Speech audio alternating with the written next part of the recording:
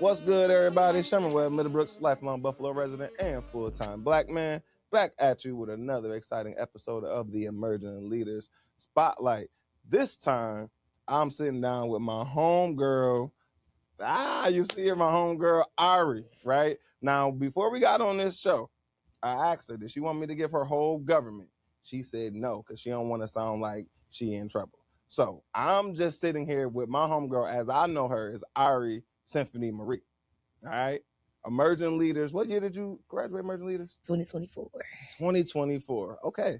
All right. So you's a baby Emerging Leader. Yeah. All right, cool. So I'm happy to have you on the show. We're happy to have you. The Emerging Leader podcast is sponsored by Open Buffalo and also the Win Initiative as well. So talk to us a little bit about your journey coming to Open Buffalo, Ahrie, as an Emerging Leader, class of 2024. How did you find out about the program and what made you sign up? So before I was an Emerging Leader, I was in AmeriCorps Vista at Open Buffalo. Yeah. So I actually did it through the COVID year. Okay. So it was interesting. You know, we had to pass out hand sanitizers, but it wasn't just that. Was that like your first orientation to Open Buffalo? Yes. Okay. That was my first time. Well, I worked with them a little bit, but it was more so me going to meetings. I didn't really know what it was about. And then a job opportunity came around and I said, I need to do that. I like their mission, like what they stand for, and I want to get into it. Actually, I think, isn't that how we met during the Eco Yeah. Collaborative when we were out at Beaver Hollow? Yes. Yes, and you were there. What did you name your Nikon? Oh, that's Petunia. Yeah. I remember you had a name for your camera, and I'm like, that is a cute name for that camera. It's cool, you know. Our camera's got to be named. Yeah, I might have to get into naming my baby. You have to. Yeah.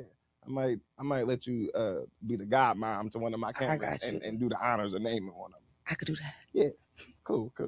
So no, that's dope. So even before you got to Open Buffalo, how did you really get into photography, and what made you want to be a part of Open Buffalo? Was it just like the job opportunity and then things sort of?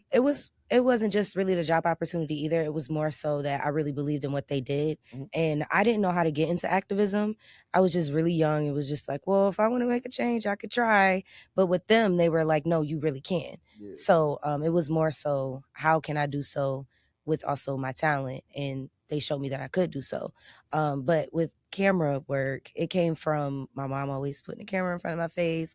Oh, you're so cute. You're this, you're that. So I just was like, okay. But instead of being in front, I wanted to take it and take the photos. I wanted to make people feel the same way my mom made me feel. So I just wanted to make sure everybody gets a smile. Oh, that's beautiful. That's dope. I like that. I like that a lot, actually. And as a photographer, videographer, and a girl dad, and my favorite subject is my daughter to take pictures of. So I'm wondering, like, maybe it might be some of that. But that's dope. I like to hear that. And also what I'm learning is the running theme with most of the emerging leaders who come on the show is usually that, like, folks are kind of in a place in their life where it's a transitional time, whether it's like age, transitioning from like young adulthood into like adulthood, right, or transitioning from like one career path, or one, you're just wrapping up your education and you're looking to apply what you've learned.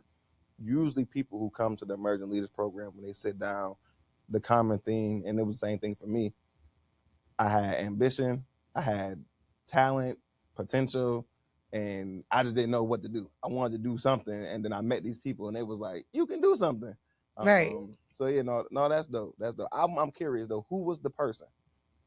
Who was the person that referred you to Open Buffalo? For me, it was my homegirl, Natasha Soda. Duncan Kirkwood. Yeah. So shout out to Duncan. That was like one of my first mentors that I ever had. Our parents live right across the street from each other. Oh. So we've known each other for a while, but I didn't know him in any other sense from his parents just living across the street from me. Yeah. And then one day he was like, you signed up to vote yet? And I was like, no, why? He was Donkey question. Yeah. And he was like, well, I'm running and you need to be voting for me. And I was like, okay. So no joke, he handed me a pamphlet to sign out. I handed it back. He said, yeah, just put it in my parents' mailbox. I'll get it later. And I went in there and it was like 20 different like people that signed up to vote. And he just was going door to door in his own neighborhood. So that made me be like, okay, if he could do that, and he just doing little stuff. And he just kept asking me to do more.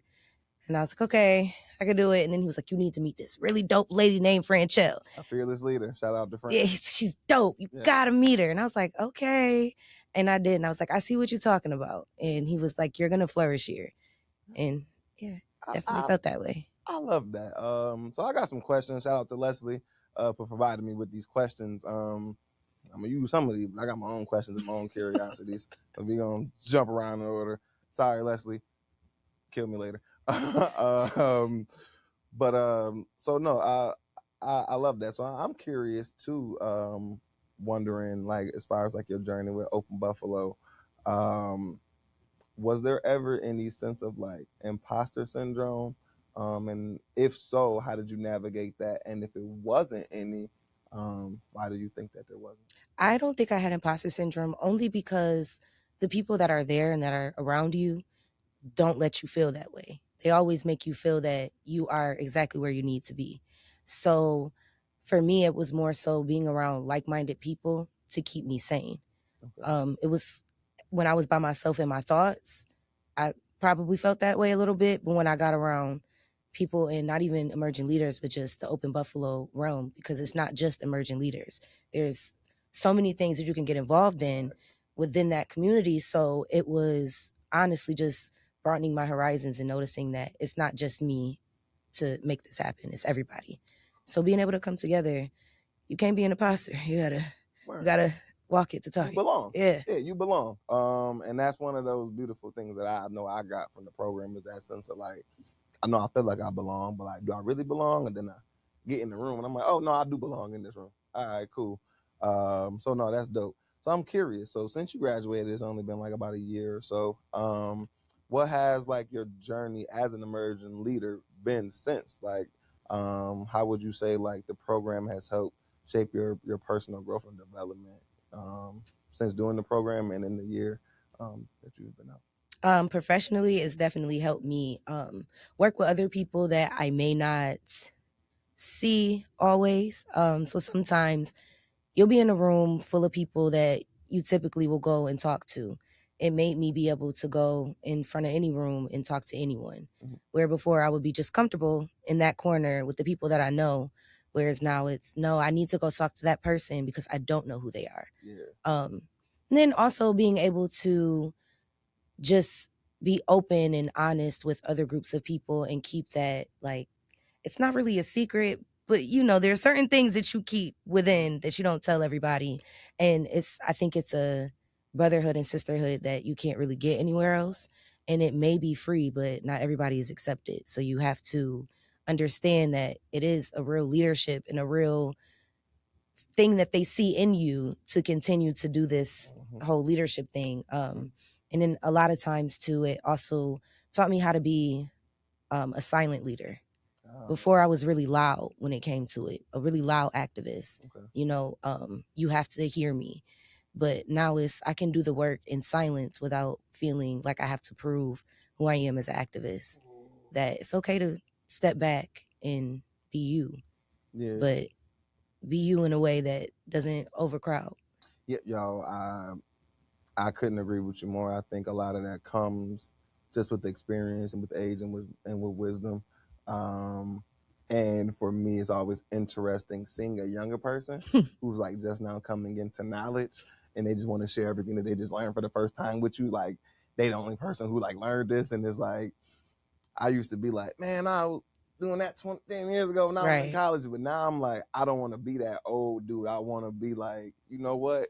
Remember when you was coming into knowledge and coming into awareness. Like, don't try to like poo-poo them because like they just now turning 21, 22. It's like they are just turning 21, 22. Yeah, give them a chance. That. Exactly. Encourage that, support that. Instead of being like, man, I've been knew that. And like, I definitely used to be like, I've been knew that. So it's much better. And now I find myself, I think maybe because I'm getting older, like getting excited when I see other people come into knowledge. I've also learned too that one, you don't know everything, and that as things change, your perception on not even just the community work, but how you navigate in the community work changes. Sometimes, you feel like it's cliquey or it's these things, but it's like, it doesn't have to be that way if you just navigate what you need to do. Just really focus on yourself and it'll be okay. And also being able to uplift someone while focusing on yourself.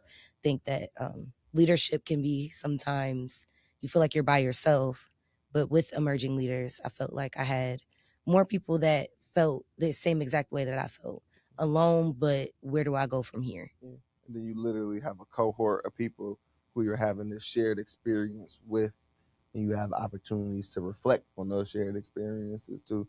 So I think like that's a super dope and intentional part. Shout out to Leslie and everybody for organizing that. So another question.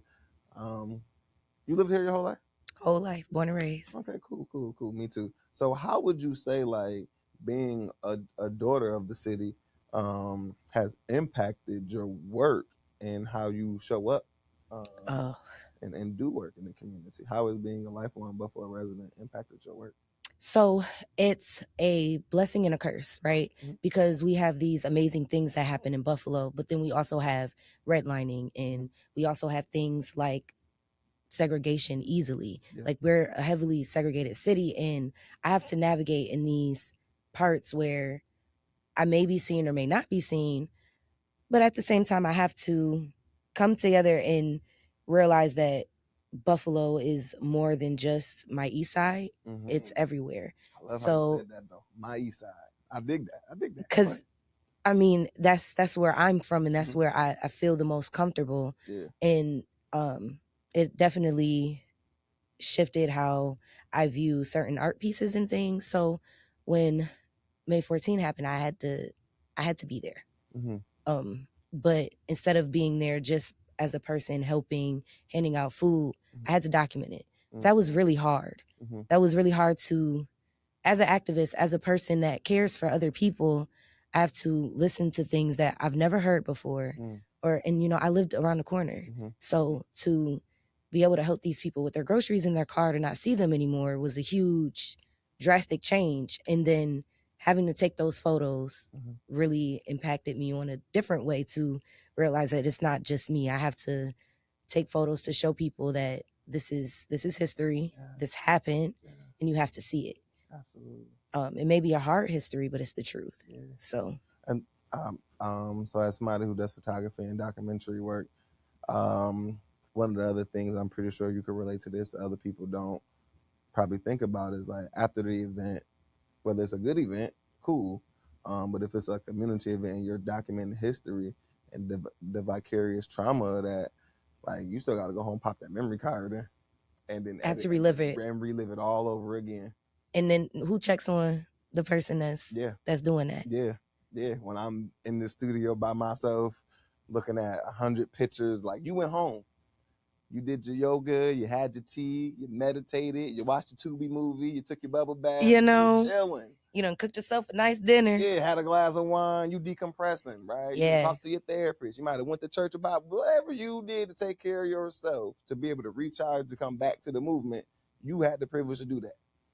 I had to vicariously traumatize myself all over again. And continuously. Yes. And don't let it be a video. Right. And that's more so like what I just started getting into photography. So like, yeah, but what I've learned is, I forget which speaker I got this from, but it wasn't an original thought, but it's the fact that like the marching and the protesting is the media and marketing arm of the social justice movement. Everybody has a role. So like, even though I'm approaching my mid-30s, I might not be the one who I was in my teens and 20s, running out there on the front line, risking life and limb for the movement. I contribute to the movement in a different way. There are people who I feel like mature through age or through status information, and then look down on the protest and say, y'all not doing nothing, or y'all just out there twerking and dancing, and y'all ain't making no real ask of nothing. And I have at times slipped into that category. And then I had to realize, like, when we're looking back at stuff that happened in the 50s and the 60s, there's pictures. I'm thinking who documented that? Of somebody with that sign saying, I am a man. Now, what if nobody took that picture? We wouldn't know. We wouldn't know. And I think that's the hardest thing about being like a Buffalonian is knowing all these things have happened. Mm-hmm. I mean, and think about just all the history, right? Yeah. And we're not even just talking about Black history. We're talking history in general for Buffalo. And then you think about all the pictures that we have for that. Yeah. Somebody had to save up, get that camera, take those photos. And think that is, and to know that like this is important to say that it happened. Again, I don't know who I got this quote from, but they said if you don't speak up, the enemy will kill you and say you enjoyed it. Mm-hmm. And not only that, right? If there's no documentation, there's no whatever, what's going to happen? History repeats itself. Absolutely. And then it's sad because I do have this one photo that it was a state trooper. Okay. And you know what they used to do to us was turn our photos black and white to make it seem like it happened so far long ago. I did the same thing, and nobody knows what time era it's from. Because it's been happening. Yep. So, and then just imagine stripping color to strip emotion, and the emotion is still there because it's that powerful. Yeah. Color means everything to our eye, right? It, you know, green means like it's brighter, it's fresh, you feel good. Blues, you know, you usually feel down or cool, depending on how that tone is, right? We're associated with it. So just with that, black and white is just, it is what it is. Now you have to see it for what it is. And that photo really made me honestly notice, like, okay, you are making a difference. This is a difference. Yeah. That photo made me feel like, okay, you an activist, you doing something. And that was hard to even post myself because I knew I was going to get some backlash about posting a state trooper with the Buffalo Bills walking right behind him, giving flowers. Yeah. How it's weird. It's uncanny. It's not something that you would see every day. Right. But if I wasn't out there just doing relief and had my camera on me, so happened to have my camera on me, I would have never got that. Yeah, I think, wow, that's super powerful to be able to live in the present, but also have a mind for how this is going to play out in history. And I think the more of us who are intentional about that in the present, I think we do a greater service to the people who we're going to leave this world to when we're done running our race, or when we ascend to like the matriarch roles in society where like I'm the elder now. You know what I'm saying?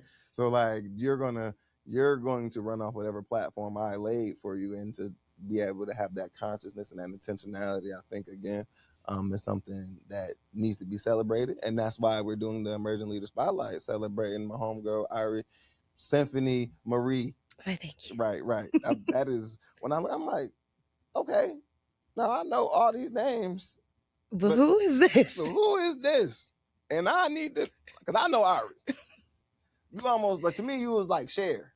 Like, I'm like, what is this person's last name? Is Ahrie her first name? Or yes. I just know everybody keeps saying so. Yeah, and then I met you with the camera. I'm like, oh, she do pictures too? Okay, cool. But no, this is dope. So, wow, we kind of talked a little bit about this. So just a little bit talking about like your education in general. How would you say your education at PA and Villa helped influence your artistic voice? And who were some of the people? I know you said your mom was one of your influences, but who were some of the people that encouraged you and supported you throughout your education? I will say the top teacher that definitely made me realize that I could be a photographer was, shout out to Miss Lyons, both of the Lyons sisters. Okay. It was my English teacher. She was my absolute favorite, who told me that her sister taught photography there. And she was like, you know, I know that you're in the communications program and you're doing videos and stuff, but the photos that you keep showing are just really nice. Maybe you should tap into that. And I did. And I went down there and I was like, yeah, you know, I really want to take your class. Is that okay? She was like, yeah, go ahead. Put it on as an elective. And I was able to take it for 3 years straight. I'm only supposed to take an elective for 2 years. Oh, the universe is working with you. It was. And I really, really enjoyed just being in her class. And she always challenged me to do more. So I wanted to do more. And then Mr. Vafai was my communications teacher. And he taught me how to do everything with a camera. He did teach us lighting. He taught us how to be behind the camera, in front of the camera. everything that had to do with media, he taught me, but he also was like, I can see you doing this full time. Just stay to it. We're still friends on Facebook. He comments on my stuff every so often. That's cool. Just to keep up with me and, you know, to see how I'm doing. And that just, it feels really good to have those like teachers that really did see me and made sure that I was pushed along in that. College was a little bit different. Going from a school with people that looked like me to a school with nobody that looked like me. What's the culture like at Villa? I don't know too many Villa folks. It was different. Really? It was different. Like for me, it was different because again, I went to school with everybody that looked like me, and it was a few like it was more cultured. I'll say like it was a melting pot. And then I go to a school where it was like one or two of us, and we looking like where else? Where we at? And now it's very, very diverse. I will say that they diversified, but at the time it was really hard to transition into because going to a public school to a private school, I don't have a car. So I'm getting on the bus to come to school. Sometimes it wouldn't come that early and my professor's driving right by me. It would be things like that. So it made it very, very discouraging. But I always remember, like, you have the training. You got your communications diploma for a reason. So just keep working on that. Keep working with other people. And I ended up getting other photographer and videographer mentors. Shout out to Ahrie Monroe. He definitely made sure that I learned lighting and technique, and I was able to move up. Talking about bro before we recorded. Yeah. So I will say that there's a lot of mentors that I did have just to make sure that I got here. Yeah, it's dope. I love one of my favorite things is sitting down with people who I know, and then they start sharing people who influence them. Like, oh, that person influenced me too. And so that's another beautiful thing about when you say like being from Buffalo and being here your whole life is a gift and a curse. You do have those moments of like it's that shared experience of different people influencing folks and in community. So I love that. Curious. So gonna keep things moving. I want to talk to you a little bit about leadership and motivation. Mm-hmm. So I know we define as emerging leaders leadership as Marshall Gans does as taking responsibility in the face of uncertainty. That lives with me. I can always recite that quote because it from the moment I heard it, it made sense. Right. It stuck with me. So what motivates you to take responsibility in the face of things that are uncertain? My godson. He's very, very smart, very bright, but he questions a lot of things that I don't have an answer for. Okay. Either I haven't been there yet, or I'm learning it, or we're living it. Yeah. And that's been the hardest thing for me. Yeah. I don't know yet. It's like I don't know how the movie ends. It's like we a part of it, babes. Yeah. Like so. Good point. And then also to just knowing that even though I may not be here forever, well, obviously I will never be here forever, but in the time frame that I am here, I want to make sure that I have some type of understanding and feeling good about what I left behind. It's really just what am I leaving for the next person, the next me. Yeah, absolutely. I think one of the bigger things that I'm on also too is like getting rid of like the ego of getting older and totally being intentional about training my replacements. I'm enjoying it. Yeah. I'm enjoying getting older. I never thought I would say that. I am enjoying it. It is beautiful. It is. It is like they say, oh, you get wiser. I get that part, but like the friendships, the like sisterhoods that I know that I have now, even like the mentors. I have many different ages of mentors, but like just being able to like connect with them on a different level and see where they are in life and being like, oh, I just can't wait to have that comfortability. Like it's coming. I know it is. Yes, I have so many 50 and 60-year-old friends and I'm just like, huh, okay. Like this is what I could look forward to. I could look forward to this. This is cool. Like I stay the path. Like I kind of like you seem happy. And I also got some 50 and 60-year-old friends that's like, hey, young brother. Get it together. Get it together. I done made this choice, and I see you looking like you like to make these choices that I done made, and I wish I ain't make them choices. Right. And I care about you, young fella. So I'm going to tell you, before you keep making that choice, please take it from me. And thank you I will much. say, like, even with this program, right? Emerging Leaders, my biggest thing is, yes, do Emerging Leaders, but please have a mentor too. It is like one of the most imperative things that I think I'm so glad to have in my life. And it's not even having a mentor is not just like, oh, they care about you and they want to see you do well, but it's that discipline that, nah, I don't like what you're doing with this. Or I see your potential and I know that you can go further. So why aren't you pushing yourself?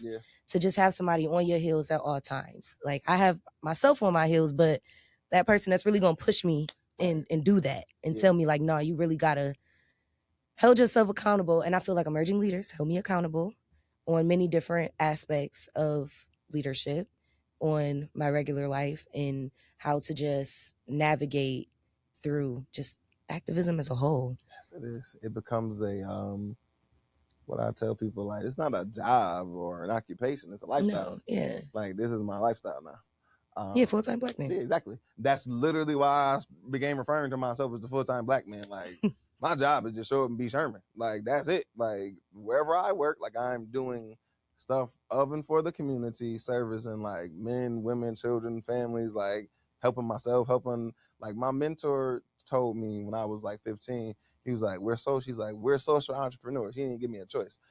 He said, we're social entrepreneurs. We put food on our table, helping people put food on their table. And I was like, oh, that makes sense. So, like, as long as I help other people survive and eat, I'll be okay. And I can survive and eat. Okay, just help as many people as you can then. So, like, that way you know you're going to be okay. Right. And, like, I don't know why people don't have that same mentality or attitude, but it also, that's leadership. Because, like, now I'm taking on responsibility for other people eating. Well, let's be real here, too. Being a leader is now considered the it thing. You know? Like, if we're gonna talk about it, let's talk about it. If we're gonna talk about it, right? So I think the hardest thing is that, like, especially for me, when I was growing up and I would stand up for things, you know, oh, you lame, you ain't really, you know, what you talking about and all this other stuff. And it's like, that's cool. But now these same people that was calling me lame, yeah, Ahrie, so what about these politics? Yeah. What about, do you know who I should vote for? Do you know this person? Have you been in the same room as them? It's like, yes, I have. How come you haven't? And you have the same opportunities that I have. So it's more so about using your resources in the right way and also just being able to speak up. And no, being a leader is not lame. It's actually one of the toughest things that you can do.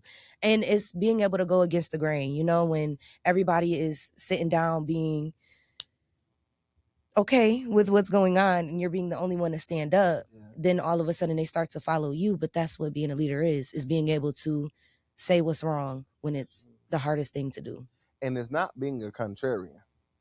Because I think so many people confuse, like, what you just said is like, everybody's going this way. So, like, I must go left because everybody's going right. And it's like, you're just going left for the sake of going left because everybody's going right. You're not seeing like, yo, there's a real issue over there. And like, I see a better path this way. Like, you're just doing this because you want the attention, and no idea is a good idea unless it's your idea. And those people in leadership are very dangerous. They're very sneaky and they're very crafty. And I've learned how to, like, be more perceptive of when I'm around an individual with that kind of mindset and agenda of like, what's your goal for, like, going against the grain? Because sometimes you have to go against the grain, like, to be heard. And I remember one thing my big brother told me when I was a kid. He was like, yo, like, you say what everybody thinking. And Isn't that was supposed to happen? Yeah, but I was like, why y'all scared to say it? But that's leadership. Everybody's thinking something and we all going this way and ain't nobody saying nothing. Oh, I'm gonna say something. No, everybody's just afraid of being a little embarrassed. Exactly. I'm not. I don't care. I will embarrass myself before you can embarrass me. You ain't gonna get me. I'm gonna get myself. Yes. And then we're gonna laugh about it later. It's the 8 Mile approach. That was my favorite movie. Here, tell the people something they don't know about me. I own all my stuff. There's nothing that you can use or hold against me to shame me, like to make me feel embarrassed. I own it. And the truth is sometimes a little embarrassing. Yes. And we have to, I think if we get more uncomfortable with, because I mean, let's be real, being embarrassed is uncomfortable.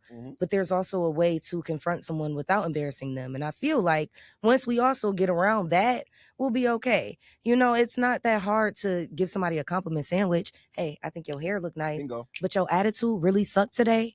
But you know, dope shoes. Right. I love the compliment sandwich. I love it. Me too. It's the best thing ever. I love it. I mean, who won't love a compliment sandwich? 2 for 1. 2 for 1. 2 for 1. You know? First thing you heard was good. The last thing you heard was good.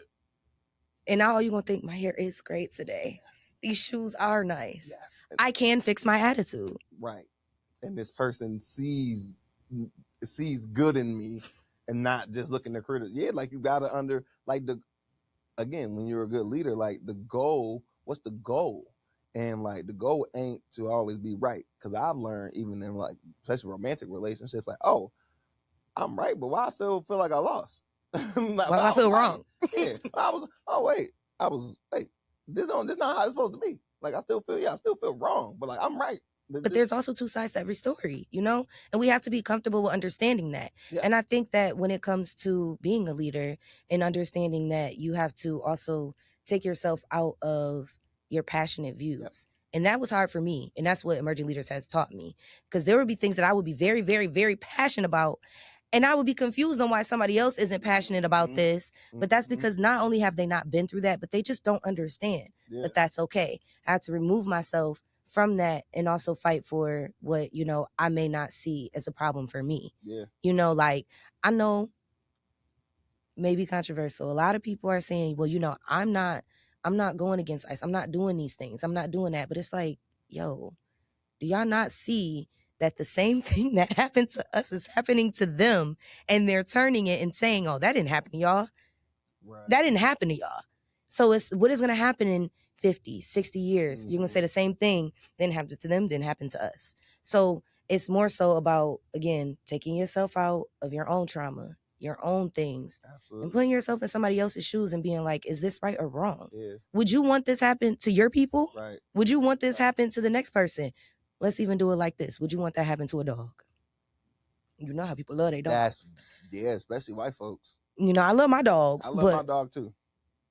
But yeah. Would you want it happening to your dog? Hell no. And if you put that in any instance, if you say, you know, well, I like that. Hey, would you want it to happen to a dog? Not just any dog. Yo dog. Yo dog. Yo dog. Yo dog. Yo poopsikins. Yo fur baby. That's what I call my dog, a little fur boy. Okay, I got Tree. Yeah, I co-parent with my dog, so that was we're cool. I love my co-parent. We're awesome. It was a compromise. It was like the dog. You have to co-parent the dog too. Yeah. My dog, mine. Yeah, when you try to get on that stuff, that's my boy. So my dog's name's Ahrie Symphony-Marie. Yeah. And then we have Christy Michelle, and then we have Bambi Monroe.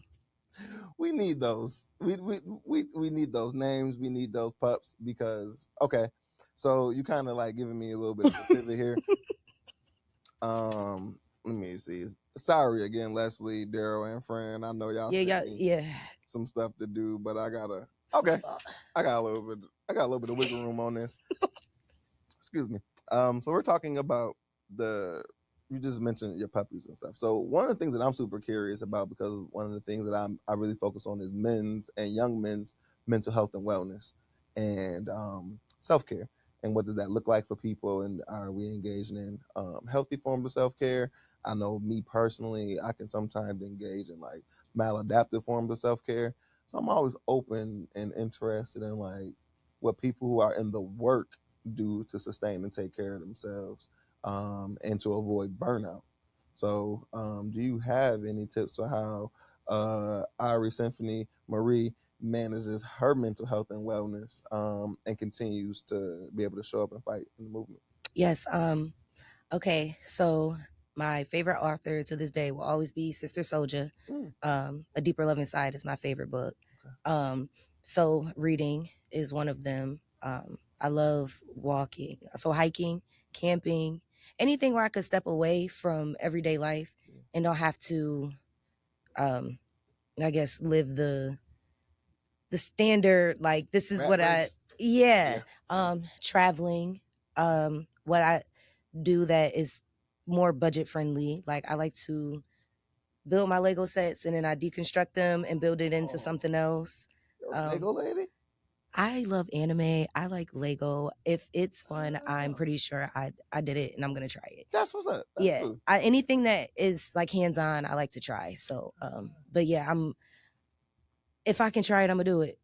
I like that. That's I'm a risk taker. Not really risk taker, adventurer. I say that. Okay. Yeah. Okay. I can see that. Definitely in the time I've spent around you and in our interactions, I can totally see that. Yeah, I just for me, like, personal care is adventures, making sure that I don't stay in my bubble. Mm-hmm. So, I also like to watch telenovelas. That's how I've been learning Spanish. And it just is a different way to, like, it's like, it's drama, but it has nothing to do with me. I feel you. And that's great. Listen. Yeah. Ratchet TV too. It's, there's a lot of things that I do for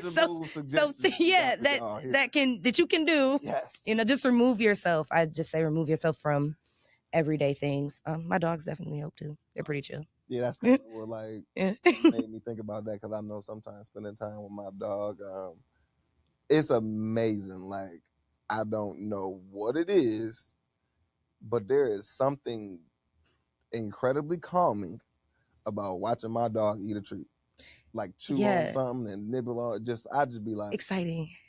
Why am I watching this dog? This is entertaining as hell. Because, like, their whole world is you. Like, they're obsessed with you. So you gave them that treat and they're acting like, oh my gosh. When am I going to get another one? And it's like, I forgot what I was, like, annoyed about. But, like, here, take this. Oh, you so happy? And it's kind of like, oh, now I'm happy too. So, I like, honestly, so invest in the pet. Yes, please do.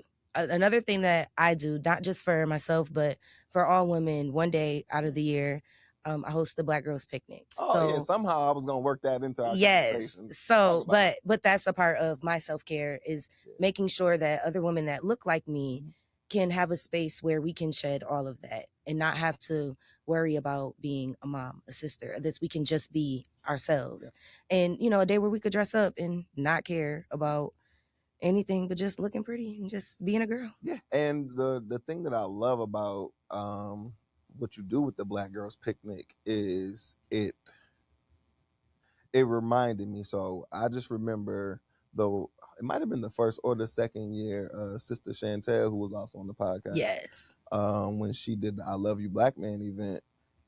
I'm not sure if you catered, but I know you were there. Mm-hmm. You were there, and you, her, and some other women, and like y'all was just doing like active service to us brothers in the community. Like, nah, like, y'all good brothers doing positive work. Like, let us do something nice for y'all to show y'all some love and appreciation. And like, I'm the kind of person that, like, no matter what, I'm always trying to get even. So like, if you do me wrong, I'm definitely trying to get even.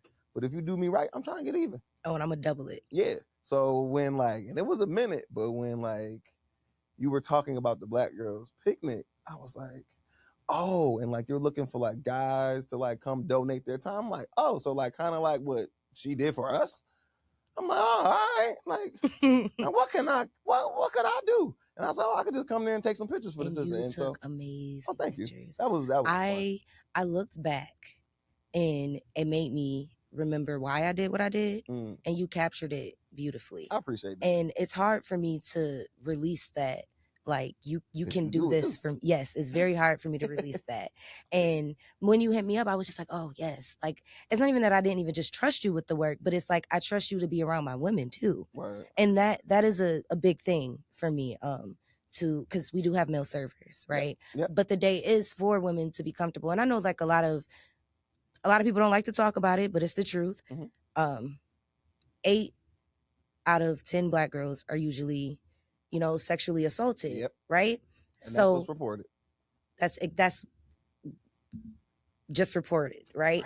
So you have that group of women, and sometimes most of the time it's someone from the home. Mm-hmm. So I don't want to bring anyone in that's going to make them uncomfortable. So being able to be around strong Black men that are positive and actually care about how women feel is a beautiful thing. And they are out there. Word. Especially Black men. Like, I wish that we would have this more of a stigma that Black men are out there and they help. And I do want to give a huge shout out to the alphas that year, because when I say showed up, showed out, they came, brought food. They made sure that the girls felt comfortable. Set up and breakdown. Yep. I wasn't allowing a woman to lift a finger on not at all. A table or a chair or a tablecloth. And I'm like, let me put my camera down. And so like, but again, like in my mind, I don't know like why those brothers felt compelled, but I know that I'm like, in my mind, here's a sister that like gave to us. And like, we owe. At least I owe. Well, thank you. I was really there. Appreciate that. You know what I'm saying? Like, I owe, we owe. So like those kinds of things are dope. And I think it's not super complicated to be like in community and be supportive. Like, it's just be intentional. Like, look for your opportunities to look out. Just be intentional about your emotional deposits. Yeah. Ooh. Say that one more time for the people. Be intentional about your emotional deposits. Yeah. Don't pour into a cup that will never pour back into you. Amen. That makes no sense. Yeah. Because now your cup is empty. Yeah. And what can you do with that? Nothing. You remind me of who I got this from too, but they was like, don't show up looking to make withdrawals if you ain't never made deposits. How you trying to come withdraw from the community and you ain't never deposited nothing into the community? How you think the community owes you something? You ain't never made a deposit. In the community, I like to say that the communities are like the streets, right? Yeah. It's very, very similar. For sure. You know, it's either you all in or you all out. Yeah. It's no ins and out. Yeah. It's no, I might no. Yeah. You all in or you all out. Yeah. And even when you are that half in mark, it's that you just don't know where you fit. Right. And that's why you're in and out. You're marching. Yeah. And then also like don't feel like you have to be that leader that is on the outside. Yeah. Think about all the leaders that were behind closed doors. Like, for example, Coretta Scott-King was still a leader, but she didn't have to be in the forefront like her husband. Yes, she was, because who her husband was, but at the end of the day, she had her own way of thinking, her own way of how can I help my community. Absolutely. So I think, don't be afraid to pop out. Yeah, for sure. And again, just one last point on that. I just know a specific example of, we were organizing a march and a protest, and I was just, I believe in order to be a good leader, I know I'd be a good follower first. You can't be a general without being a soldier. Right. So like in one of the instances where I was looking to be a good soldier, I had some good generals, and they were putting together a plan for when we were protesting when Trump came back in, I think, 2016. And I remember, like, first of all, like, we took up a collection fund of like, donate what you can for each meeting, because like some people were planning to go to jail. Right. And like, but it was like, we had lawyers who were like, they're not going to the protest. They're going to stay at headquarters and get the names and information of everybody who goes to jail, and we're going to just get them out. Right. So like now people are like okay with like being more vulnerable or putting themselves out there more or taking more of a risk, because they know that somebody got their back. Like, if I put myself out there for the movement, I'm not going to be out there stuck alone. They going to say the word with me. Organization. Or there we go. Like SpongeBob did. Organization. Yeah. We need that. And everybody got a role to play. If you the lawyer, I don't want you on the front line. No. Sit behind the computer. Please. Please. Wait for the phone call and come bail me out. Please. Thank you. That's your job. I don't want you in jail with me. Because if you in jail, we all ended up in jail. Right. And then they won. Right. And that's the whole point of it. So also too, when it comes to emerging leaders, it's not, nobody has one role either. Some people may be strong in other things, or, you have to use your talents to really strengthen what we're trying to do later on. And honestly, I think that's a perfect segue, because Open Buffalo really is the place if you're an emerging leader. So we're going to continue this interview, but quick segue. If you are looking to become an emerging leader, make sure you visit the Open Buffalo website, openbuffalo.org. Reach out to the program director, Leslie Nickerson, whose name and contact information and email will be in the description of this video. So We kind of talked a little bit about this too. But just to get more into specific, with Open Buffalo, we talked a little bit about what drew you to the organization, and the focus on leadership development and creative expression, how it's aligned with your journey. I'm curious, like, what specific trainings, presenters, experiences, or events, or even just being in community, like, has shaped your confidence and direction going forward? Definitely with Dr. B. When Dr. B. Yes, when we are breaking down basically how much of a minority you are, basically, right? Oh, yeah. You know, I really genuinely did not know how much privilege I had because I was like, I'm Black, I'm a woman, I'm this, I'm that. But then I'm like, no. Was it the privilege walk? Yes. Yep. But it was like, yeah, but think about it. Think about how you grew up. Think about these things that have set you up to even be in this room. And I had to think about it like that. So that really was a eye opener. It made me be like, ooh, so that's almost where I had imposter syndrome. But then at the same time, it made me just kind of step out of like just that trauma bubble almost, like I'm not the only one that dealt with this, to stop thinking like that. So yeah, Dr. B definitely helped me with that. And then I would say our opening weekend, we all, in the introductions, when you're all doing like, what's something that you want to take from here, or not even that, just what's that one rule that we have, and just kind of getting that perspective from everybody. Every time we do that, I get something new, and I realize that, certain people's temperaments are very different. So learning that. So I think that with the weekend, especially, it teaches you temperament. Now, I think that's a brilliant observation. We were the guinea pigs, so we didn't get an opening weekend. Everybody after us got one though, but we didn't get mentors. But we all have our things, but we all make it better every year. Still going. We're still going. So we all have our things though. Each program has their thing. That is true. I just think like that's a really good perspective though. And I think that leads also to like the importance of a shared experience, which is why I think that there is that opening weekend retreat now, because I think folks understood the importance of that shared experience. You get to know everybody too. In a different way. I've never been to camp before. Like, I've never done that whole thing. Right. So I did not know what to expect. Yeah. I was super nervous. I was like, the only thing I did was cheerleading in the summer when we did little Girl Scout things and stuff like that. But as far as having to stay with people I do not know, I was like, oh, here we go. Right. I'm a camper, but I thought this was a Black organization. But I love it. Yeah, no, seriously, it is great because I am a camper. But it was a different experience, and also being able to be around just like, it was a culture shock of people too for me, because I think I had this perception with white people at one point, right? But then doing emerging leaders, and not even just being an emerging leader, but seeing all the other people that came through, it's like not everybody thinks like this. And it taught me, the lessons that I got too was that not everybody that you meet will be, the stand-up person that you think.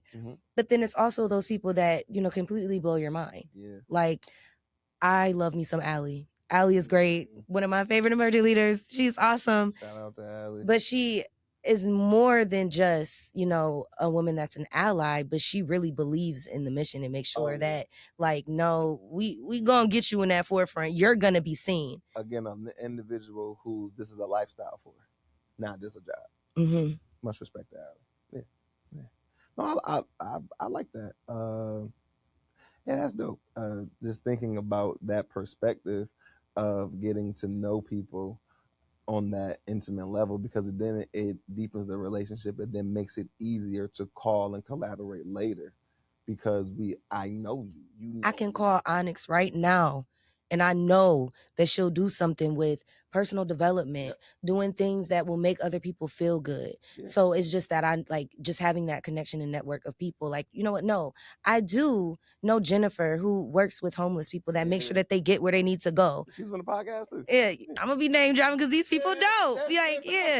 So it's just that, you know, I have these collective of people that not only that I can support, but I know that they're supporting me. And it's a good network of people. And if I didn't have that opening weekend, I don't think I would have gotten to know them on a deeper level. But not only that, I wouldn't have known what made them tick or what made them feel more powerful about, you know. And I think just getting to know people is what really makes it better. Them, man, it's in a vulnerable situation. About 6, 7 o'clock, man. Listen, all right, now I'm me. Okay, yeah. Been in these meetings with y'all all day, like, all right, now I'm me. Yeah. So, but then you get to see, like, again, that side and then build those deeper relationships. I think that's tremendously dope. And then again, yeah, you get to, I think when you were talking about the different kind of white folks there are, that kind of stuck out to me too when I was doing the program. I remember I did a training with some folks at Buff State. I think it was like Little Sister or something like that. And they were like basically like a incubator that was tracking like all the political money in the city, and basically saying like they tracked everybody who donated to like what candidate, whether it was an individual or a company, and they had like a website. That's dark. Yeah, and I was like, oh snap! I'm like, in my mind, all I could think was like, white people telling on white people. I didn't know that they did that. So in my mind, I was like, oh, these white people is like exposing other white people. They do that. Oh, and then like, I swear to God, my next you holding them accountable? It was like, duh, wasn't it white folks on the Underground Railroad? Like, it's kind of always been these sort of white folks. Oh, but we were conditioned to think, and I think that was the hardest thing for me, was actually what most of the program was for me was deconditioning my brain to what was taught to me, unfortunately, in Buffalo Public Schools. Being real. But it was conditioned like, oh, they're terrible. These people will come, conquer, and do all these things, and they don't care about you. And then I be in these rooms with these people that actually do care about me, and I'm like, whoa, okay. Who are you? Right. Who sent you? Are you an informant? And even having to, it unconditioned me to think that everybody in this room is definitely here for you, and that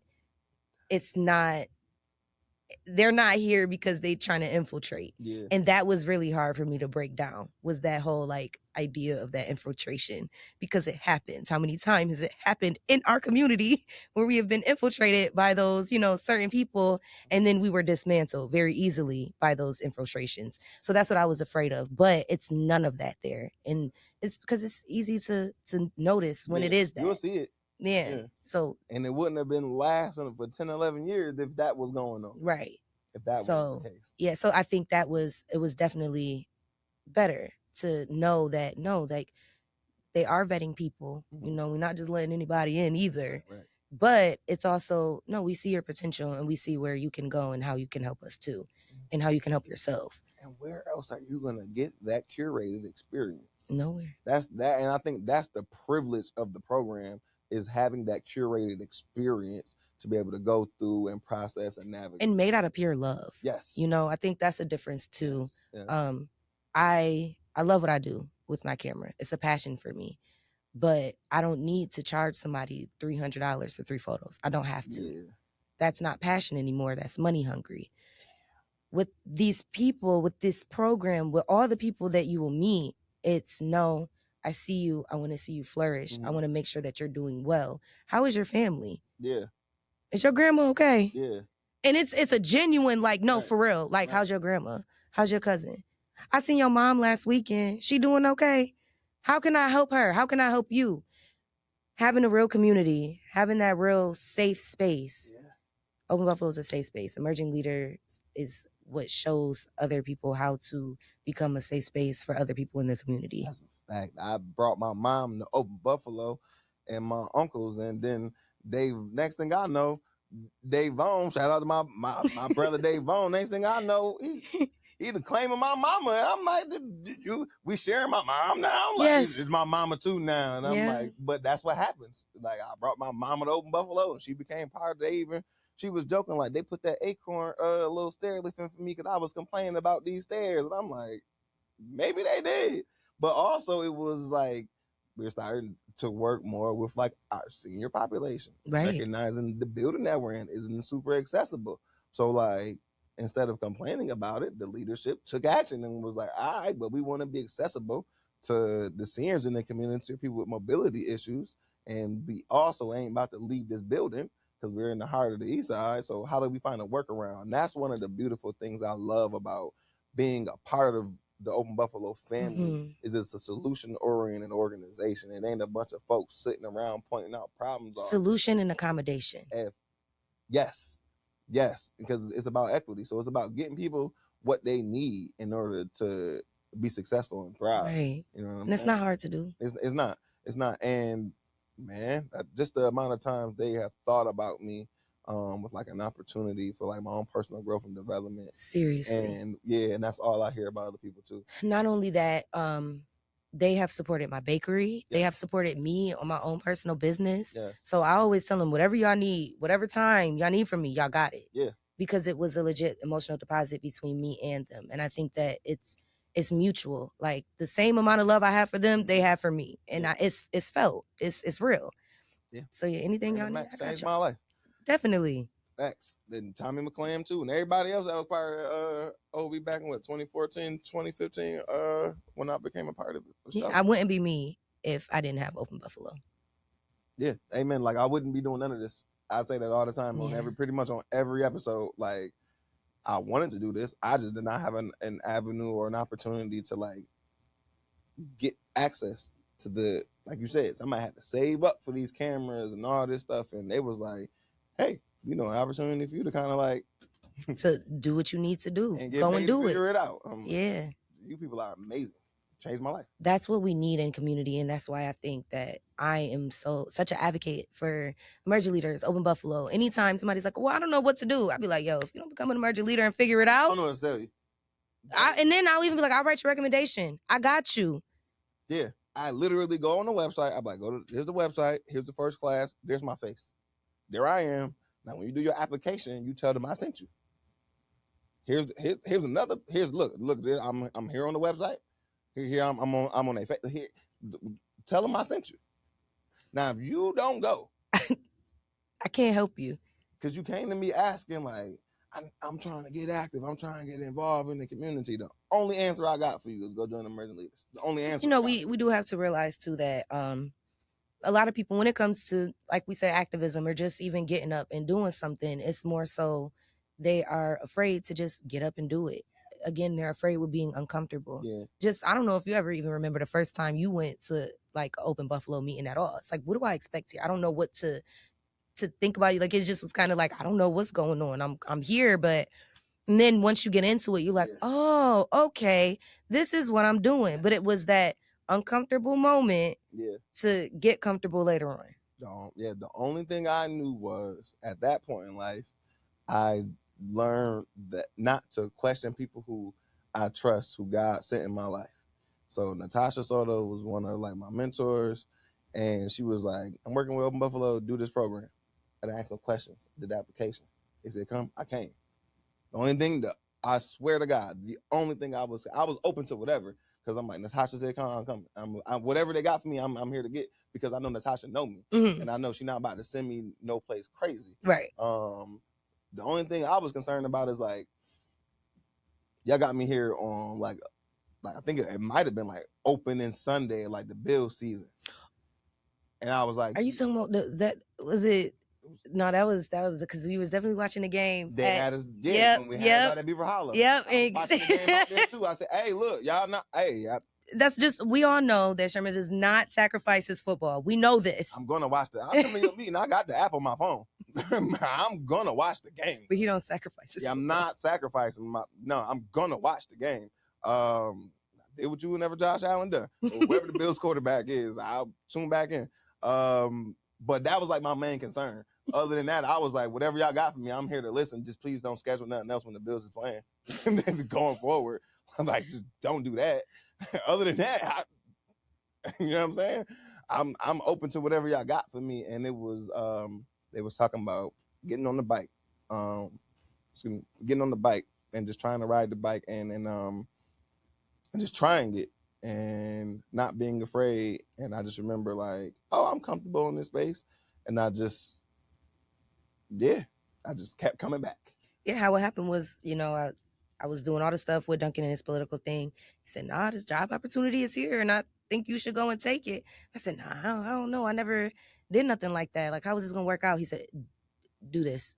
And he wasn't asking me. He was telling me. Yep. And I did it. Yep. And I went in for the interview. And afterwards, I was like, I really want to work there. I like it. Yeah. I was like, I've never had a black boss before. Yeah. I've never had a female black boss before. I said, how dope would that be? Right.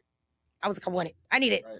And I was able to have it. And I was just like, oh my gosh, I need to do everything that I can to be around this lady for the rest of my life because she is dope. And I've never met somebody as dope as her. Real. So it was just like, I need this. And yes, I try to do everything right. But it was just more so the fact that she believed in me and she seen me. Mm-hmm. And, sometimes I'll come in the office, how you doing, sis? Like it didn't feel like obviously she's my boss, but she didn't make me feel like I was less than or like, just a colleague. Yeah, she didn't care about. I know I went through a really, really rough time personally and socially where like my name was being dragged through the mud and I felt like everybody turned their back on me. And one of the few people who gave me a call was encouragement, guidance, and advice when I wasn't sure who was really there for me and who really wasn't. It was Fran, and she gave me some advice that I did not expect to come from her and the way it came, but I was incredibly grateful to receive it. And I still apply it to this day because she kept it all. She took off the ED hat and was like a big sister talking to a young brother. And she didn't have to do that. Yeah. And I think I'm really just blessed that she seen me when I was just very, very young, very impressionable. And she knew how to take care of that. And I think that that's even powerful in itself. She could have molded me into being whatever, she saw fit. Yeah. But she did it very carefully and with care. And I really appreciate that. That's why whatever she needs you got it, girl. You got it. Back.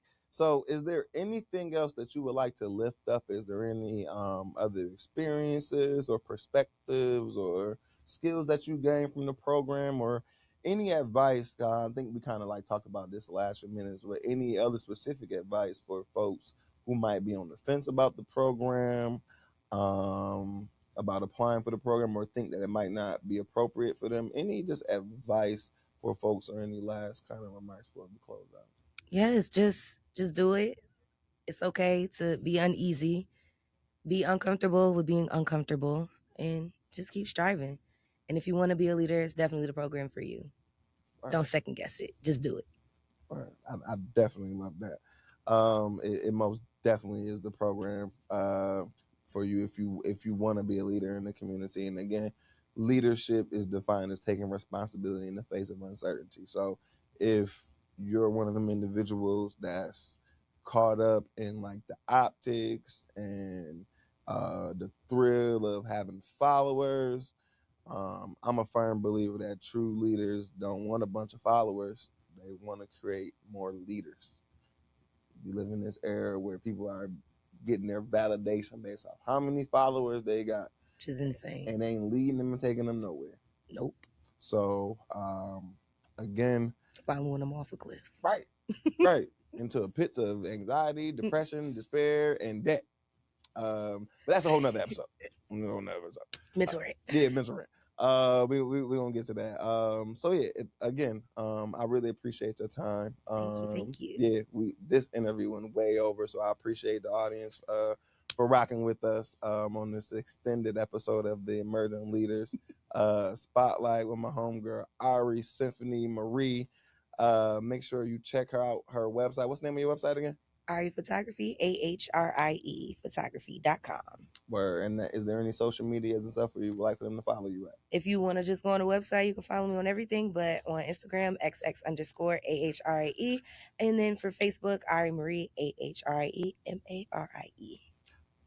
And so for those of you who may be interested in joining the Emerging Leaders Program, or if you're an alumni who would like to be in our seat, chopping it up with me, reflecting your experience and encouraging other people to join the program, please make sure you reach out to our homegirl, Leslie Nickerson. That's Leslie at openbuffalo.org, or give her a call. She told me I could put the number out, or give her a call, 716-243-8777, extension 10. That's 716-243-8777, extension 10. My bad. Bring the transcript back. For my homegirl Ahrie, for all the folks over there at Open Buffalo, I am Sherman Webb Middlebrooks, lifelong Buffalo resident, full-time Black man, member of the original Emerging Leaders class back in 2015. My suspect. And in the words of my hero, the Honorable late great Jerry Springer, take care of yourselves and each other. Peace. That's so fun. That was cool. We need a podcast. Yes, that was dope. We had good conversation, dude. Didn't we? Yeah. Oh, we already talked about this. Right. Oh, we already talked about this. And I ain't even had a question.